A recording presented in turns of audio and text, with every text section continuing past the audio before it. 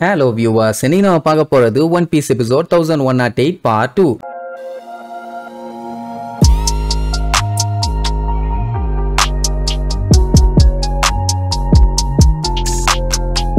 Open பண்ணா லேபுக்குள்ள காட்டுறாங்க. இங்கதான் சைபர் போல் ஆளு கூட வந்த பிளாக் சூட் போட்டவனுங்க எல்லாம் மாட்டிட்டு இருக்கானுங்க. சாப்பாடுலயே புலம்பிட்டு இருப்பானுங்க. என்ன மேட்டர்னு பாத்தீங்கன்னா இவங்க மாட்டி 2 மாசம் ஆச்சாமா. ஒருவேளை சாப்பாடு கூட கிடைக்கல. இப்படியே போச்சுன்னா அவ்வளவுதான் செத்துருவாங்க. இங்க உள்ள இருக்க ஆளுங்க எல்லாம் யாரு தெரியுமா? CP5, CP7, CP8 இந்த ஆளுங்க இப்ப வந்து மாட்டினவனுங்க இல்ல, ஆல்ரெடி வந்து மாட்டி இருக்கானுங்க. அப்படின்னா என்ன அர்த்தம்? நம்ம லுச்சி இந்த ஐலாண்டுக்குள்ள என்ட்ரா ஆகிறதுக்கு முன்னாடி ஒரு மேட்டர் சொன்னானே, இந்த மாதிரி சைபர் போல் ஆளுங்க எல்லாம் இங்க வந்தாங்க, ஆனா ஆளுகளை காணோம், எங்களுக்கு டவுட்டா இருக்குது, நாங்க உள்ள வந்து செக் பண்றோங்கிற மாதிரி சொன்னாங்கல்ல. அப்படின்னா அது உண்மைதான், அவனுங்க போய் சொல்லல. எல்லாத்தையுமே இங்க புடிச்சு லாக் பண்ணி வச்சிருக்கானுங்க. 2 மாசத்துக்கு முன்னாடி இந்த ஐலாண்டை இன்வெஸ்டிகேட் பண்றதுக்காக இவனுங்க வந்திருக்கானுங்க. என்ன இருக்குன்னா இவனுக்கு ரிட்டர்ன் போகும்போது அந்த சீபீஸ்ட் எல்லாம் வந்து கண்ணா பின்னான்னு இவனுங்களை அட்டாக் பண்ணதுனால தண்ணியில முங்கி செத்துருவோமோன்னு வேற வழி இல்லாம மறுபடியும் எக்கேட் ஐலாண்டுக்குள்ளேயே போயிட்டானுங்க. அப்படி போனவங்க எல்லாத்தையுமே புடிச்சு இந்த மாதிரி அடைச்சு வச்சிருக்கானுங்க. சைபர் போல் ஆளுங்க எல்லாருமே காணாம போறதுக்கு இதுதான் ரீசன். அதுக்கப்புறம் யாரையோ பார்த்து எங்களைய மன்னிச்சிருங்க, இந்த எல்லா பிரச்சனைக்கும் நீங்க தான் காரணம்னு நினைச்சோம், ஆனா அதுவே தப்புன்னு இப்பதான் புரியுதுன்னு சொல்லுவானுங்க. ஆப்போசிட்ல பார்த்தா நம்ம வேகா பங்கு அவரை தனியா ஒரு கண்டெய்னர்ல போட்டு கட்டி வச்சிருப்பாங்க. அவருமே மன்னிப்பு கேட்பாரு. நிஜமாவே இப்படி எல்லாம் நடக்குதுன்னு எனக்கு தெரியாதுப்பா, தெரிஞ்சிருந்தா நான் கண்டிப்பா தடுத்திருப்பேன், ஏதோ ஒண்ணு சரியில்லையேன்னு சொல்லிட்டு பயங்கரமா யோசிச்சு பாப்பாரு. அப்பதான் மைண்ட்ல இன்னொரு விஷயமும் ஓடிட்டு இருக்குது. டெஃபினட்டா நம்ம பண்ணிட்டு இருக்க ரிசர்ச் கவர்மெண்ட்டுக்கு லீக் ஆக வாய்ப்பு இல்லையே, ஒருவேளை தெரிஞ்சிருக்குமோன்னு. அப்படி என்ன ரிசர்ச் பண்ணிட்டு இருக்காருன்னு பார்த்தா அந்த போனகிளிஃபை வச்சு ரிசர்ச் பண்ணிருக்காரு மனுஷன். எப்படி கவர்மெண்ட்டுக்கு தெரியாம இருந்திருக்கும்? அதனாலதான் பஞ்சாயத்து ஸ்டார்ட் ஆயிருச்சு போல. இப்போ இந்த தீவுக்கு பக்கத்துல நாவல் பிரான்ச் G9 இருக்குல்ல, அங்க இருந்து கப்பல்லாம் கிளம்பியாச்சு. இப்போ இந்த ஐலாண்டுமே நம்ம ராபினோட ஓஹரா ஐலாண்ட் அழிஞ்சது பாத்தீங்களா, அதே மாதிரி அழிய போகுது. இந்த மேட்டரை நம்ம சென்டமரு முன்னாடியே சென்ஸ் பண்ணிடுவான். அதனாலேயே அங்க இருக்க ரிசர்ச்சர்ஸ் அவங்க இவங்கன்னு எல்லாத்தையுமே இந்த ஐலாண்டை விட்டு உடனே வெளியே போக சொல்லுவான். ஏன் அப்படி சொல்றீங்க? என்னாச்சு? இந்த ஐலாண்ட்ல அப்படி என்னதான் நடக்க போகுது? அதான் பாசிபிஸ்டாஸ் இந்த ஐலாண்டு பூரா இருக்காங்களே, அப்புறம் என்ன கவலைங்கிற மாதிரி கேட்பாங்க. ஆனா அவங்களே இவங்களுக்கு எதிராக திரும்பினா என்ன ஆகும்னு இவங்களுக்கு தெரியல. சென்டமரு அதெல்லாம் சொல்ல மாட்டான், அந்த ஓஹரா இன்சிடென்ட் தான் சொல்லி காமிப்பான். ரொம்ப நாளைக்கு முன்னாடி தான் இதே மாதிரி ஒரு ஐலாண்ட் ஒன்னு இருந்துச்சு. அங்க இருக்கவங்க எல்லாம் சூப்பரான ஸ்காலர்ஸ்ங்க. திடீர்னு ஒரு நாள் பாத்தீங்கன்னா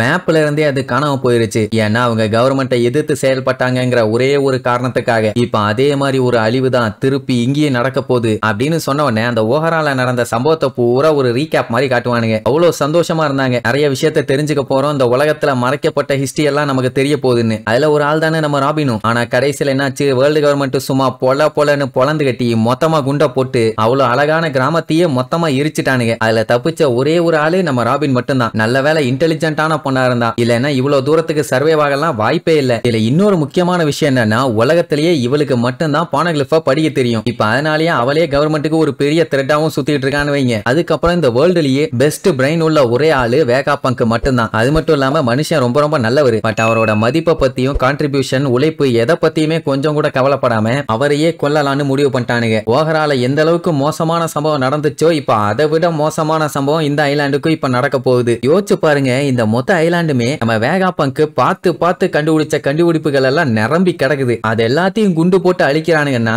எவ்வளவு கஷ்டம். சோ ஸ்டார் ஹேட் உடனே இங்க இருந்து எஸ்கேப் ஆகு, ஏன் டிலே பண்ணிட்டு இருக்கேன்னு மேல பார்த்து கத்திட்டு இருப்பான். அவனுங்க பஞ்சாயத்து அவனுக்கு தானே தெரியும். சரி, இப்ப அப்படியே போன எபிசோட்ல இருந்து கண்டினியூ பண்ணுவோம். சைபர் போல் ஆளுங்க டெம்பரரியா நம்ம ஒண்ணு சேர்ந்து சண்டை போடலான்னு சொன்ன உடனே மூஞ்சி ஒரு மாதிரி கேவலமா போச்சு பாருங்க. செம காமெடி. இதுல இன்னும் சில காமெடி நடக்கும். என்னன்னா சோரோவுக்கு சுத்தமா நம்பிக்கை இல்ல. உங்க கூட ஆல்ரெடி சண்டை போடுறதுக்குள்ளேயே மண்டை உடைஞ்சு போச்சு, இதுல கழட்டி விட்டுட்டு உங்க தலைவலியே நான் சமாளிக்கணுமான்னு கேட்பானா. லுச்சிக்கு கடுப்பாவும். ஆக்சுவலா அவனுங்க ஏமாத்தான் பிளான் பண்றானுங்களோன்னு எனக்கு தோணுது. ஜோரோக்கு சுத்தமா இன்ட்ரெஸ்ட் இல்ல. பட் அவனுக்கு என்ன சொல்லுவானுங்க, நம்ம சண்டை போட்டு ஜெயிச்சதுக்கு அப்புறம் மறுபடியும் வேணா நாங்க சரண்டர் ஆயிடுறோம், எங்க கைய வேணா கெட்டி போட்டுருங்கிற மாதிரி சொல்லுவானுங்களா. உடனே லூஃபி அப்படியா அப்படின்னா கழட்டி விட்டுலாமானா. ஜோரோ கடுப்பாயி மண்டையிலேயே ஒரு போடு. பைத்தியம் முடிச்ச நாயே, அவனுக்கு என்ன சொன்னாலும் நம்பிடுவியாடான்னு கழுவி ஊத்திட்டு இருப்பான். இவனுக்கு அப்படி விளையாண்டுட்டு இருப்பாங்க. பட் அந்த செரஃபிம்ஸ் எல்லாம் சும்மா இருப்பாங்களா. அதுல ஹாக்ஸ் பாத்தீங்கன்னா ஒரு ஜம்ப போட்டு பயங்கரமா ஒரு வெட்டு. உடனே ஜோரோவும் லூஃபியும் சேர்ந்து அவனுக்கு 2 பேத்தையும் கஷ்டப்பட்டு காப்பாத்துவானுங்க. அடுத்து பாத்தீங்கன்னா அந்த ஹாக்ஸ்ங்கிறவன் கால கத்தியா மாத்தி வெட்ட வருவான். ஜோரோக்கு தூக்கி வாரி போடும். ஏன்னா இந்த பிளேடு டெக்னிக் யாரோடது? crocodileோட ஆளோடது. வித்தியாசமா முரட்டுத்தனமா என்னென்னமோ பண்றானுங்க.